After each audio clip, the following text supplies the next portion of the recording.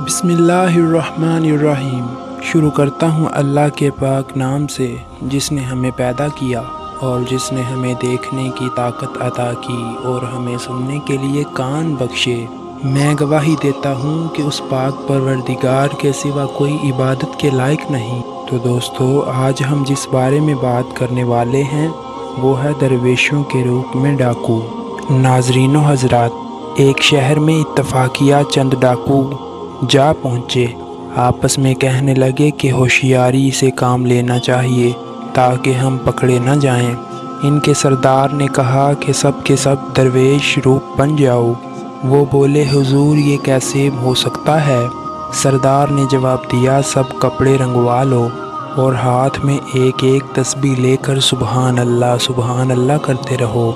जहाँ भी जाओ सिवाय सुबहान अल्लाह के और कुछ ज़ुबान पर मत लाना। चनाचे सब शहर में दाखिल होकर मेहमान सरा में ठहरे। एक मकान में सारे हल्का बांध कर बैठ गए और दरमियान में सरदार भी अपनी लंबी चौड़ी तस्बीह लेकर बैठ गया। सब के सब सिवाय सुबहान अल्लाह के लब कुशाई नहीं करते थे।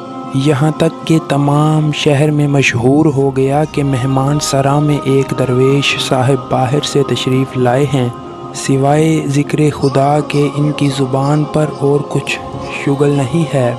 शहर के सारे बाशिंदे दूर से इनसे मुसाफा करने लगे और अपनी हाजतें भी ज़ाहिर करने लगे। इसी शहर के बादशाह ने भी एक दिन अपनी फ़ौज के साथ आकर अर्ज़ किया कि दरवेश साहिब, हमारी ज़हे किस्मत के आपने हमारे शहर में कदम रंजा फरमाया। हमको भी फैज़ हासिल होगा और सबकी दावत की कि आज गरीब खाने पर तशरीफ़ ले आएँ। दरवेश साहिब ने भी दावत कबूल कर ली। बादशाह का एक लड़का मुद्दत से मर्ज़ फालिज में मुब्तला था। बहुत इलाज किया मगर कुछ नफ़ा नहीं हुआ। बादशाह ने खाना खिलाने के बाद दरवेश साहिब से ये तमन्ना ज़ाहिर की कि आप मकबूल बारगाह हैं, हमारे इस लड़के के हक़ में दुआए खैर कीजिए ताकि अल्लाह ताला इसको शिफा बख्शे, क्योंकि इसके सिवा मेरा और कोई फ़र्जंद नहीं जिसको देखकर मैं खुश हो जाऊं। दरवेश और इनके तमाम मुरीदीन ने हाथ उठाए और नहायत आजिज़ो इनकिसार से दुआ करने लगे और कहने लगे, ए खुदाया, अगरचा हम सब गुनाहगार हैं लेकिन तेरे बनाए हुए बंदे तो हैं ना। तेरा दर छोड़ कर कहाँ गिरियाज़ारी करें। आज हमारी लाज तू ही रखने वाला है। इधर इनका रोना था, उधर दरियाए रहमत खुदावंदी का जोश में आना, और इस वक्त दुआ कबूल हुई और शहज़ादे ने आराम पाया। बस इस रहमत इलाही को देखकर दरवेश दिल में कहने लगा कि हमने लोगों को दिखाने के लिए आबिदों जैसी सूरत बनाई थी। इस रयाकारी में जब ये नतीजा बरामद हुआ तो मालूम नहीं अगर हम ख़ास अल्लाह के वास्ते ही ज़िक्र इलाही करते और सच्चे तरीके से आबिद बन जाते, खुदा जाने क्या नफ़ा होता।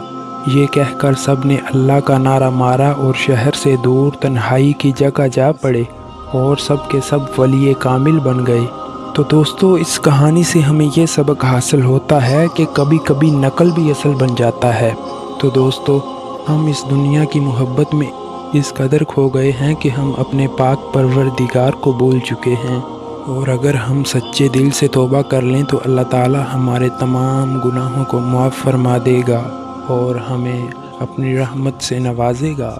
अल्लाह ताला की रहमत बहुत बुलंद है और हम इससे महरूम नहीं रह सकते।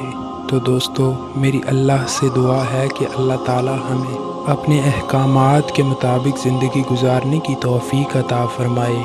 और इसी के साथ मैं आपसे इजाज़त चाहूँगा। दुआ है कि अल्लाह ताला आपको अपने हिफ्ज़ व ईमान में रखे। आमीन सुम्मा आमीन।